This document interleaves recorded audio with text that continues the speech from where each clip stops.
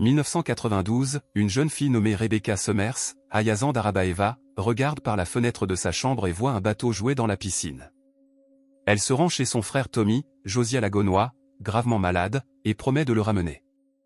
Rebecca a essayé d'attraper le jouet avec le filet de la piscine, mais la force l'a entraîné dans la piscine. Lorsqu'il tente de récupérer le bateau, sa force entraîne Rebecca dans l'eau, ne révélant que les chaussures du lapin. Aujourd'hui, la famille Waller, les parents Ray, Wyatt Russell, et Eve, Kelly Condon, et les enfants Izzy, Amélie O'Fall, et Elliot, Gavin Warren, sont à la recherche d'une nouvelle maison dans laquelle emménager. Ray était un joueur de baseball professionnel, mais sa carrière a été interrompue en raison d'une maladie dégénérative. Les Waller visitent une maison appartenant autrefois à la famille Summers, où la piscine est fermée. Ray a été traîné dans l'eau alors qu'il tentait de ramasser ce qui était tombé et a eu du mal à sortir avant que sa famille ne le retrouve et n'appelle le 911. À l'hôpital, Ray dit à Eve qu'il pense qu'une maison avec piscine serait bien pour pouvoir pratiquer la thérapie par immersion. La famille déménage et les enfants commencent à fréquenter une nouvelle école.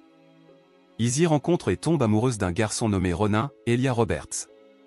Plus tard, les maçons nettoyaient la piscine, mais lorsque Ray a mis sa main dans le drain, quelque chose lui a profondément coupé la paume. Lorsque l'équipe de gestion de la piscine est venue inspecter la piscine, la famille a appris que l'eau provenait d'une source voisine. Une fois la piscine terminée, les Waller en ont fait bon usage et Ray a affirmé qu'il commençait à se sentir mieux grâce à la thérapie. Quand Eve utilise la piscine seule la nuit, elle croit que Ray se tient au-dessus d'elle alors qu'elle est sous l'eau, mais lorsqu'elle remonte à la surface, Ray est introuvable. Les Waller disparaissent alors, avec leur chassidé debout au-dessus de la piscine, sifflant à tout ce qu'ils voient dans l'eau, et les Waller se cachent. Elliot utilise la piscine tout seul. Lorsqu'il entre dans l'eau, il voit un tas de pièces abandonnées et pense qu'Izzy le dérange, mais lorsqu'il remonte à la surface, il ne la trouve pas dehors. Il entend Rebecca l'appeler et lui poser des questions sur sa mère. Elle a semblé lui rendre le jouet, mais lorsqu'il l'a saisi, une main lui a saisi le bras, mais il a réussi à s'échapper. Il a couru le dire à Eve, mais il n'y avait rien ni personne autour. Quand Eve en parle à Ray, il semble ignorer les craintes d'Elliot comme s'il était une sorte de mauviette. Puisque Ray semble s'être remis de sa maladie, il accompagne Elliot et les autres enfants à l'entraînement de la petite ligue. Ray essaie de se balancer et tombe, mais se relève avant que les autres ne puissent l'aider.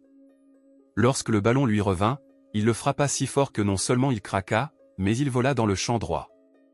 Tout le monde l'encourage, mais Elliot semble inquiet. Izzy invite Ronin à la piscine pendant que ses parents sont absents. Il commence à jouer du Marco Polo, mais au bout d'un moment, Izzy n'entend plus Ronin et la musique qu'il joue.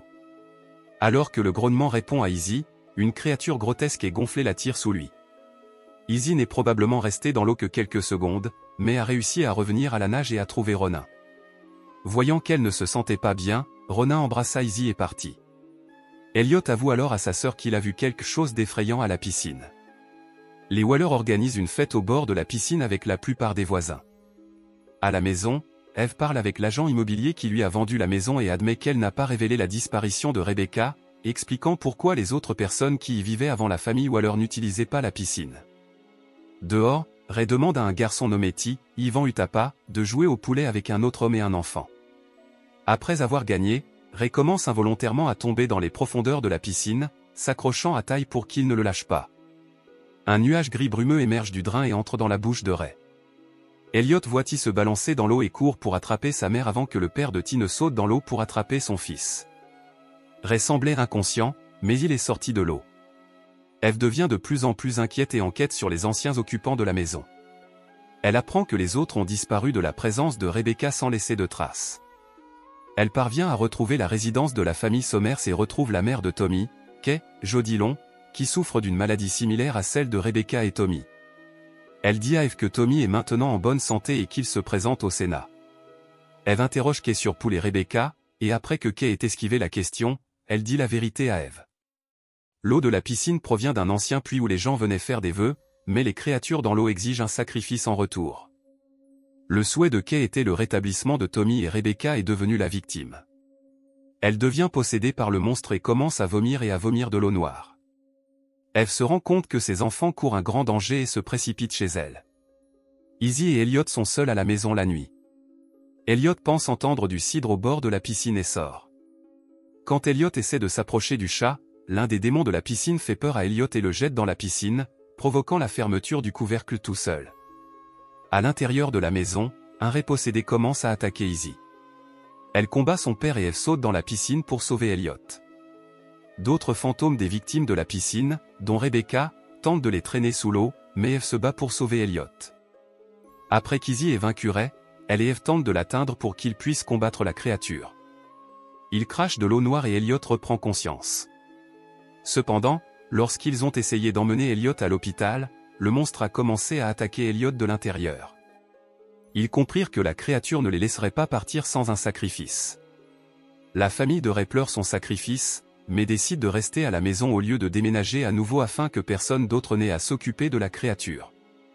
Eve, Izzy et Elliot appellent alors une équipe pour remplir la piscine de terre et l'enterrer définitivement.